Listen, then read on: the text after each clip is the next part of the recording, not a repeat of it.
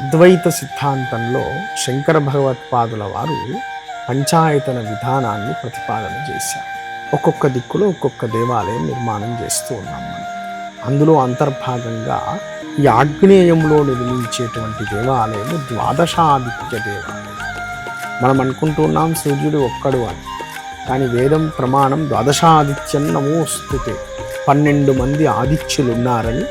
వాళ్ళు ఎట్లా ఉన్నారు అనంటే ఒకరి వెనక ఒకరు, ఒకరి వెనక ఒకరు, ఒకరి వెనక ఒకరు ఉన్నారని చెప్పింది ధర్మం.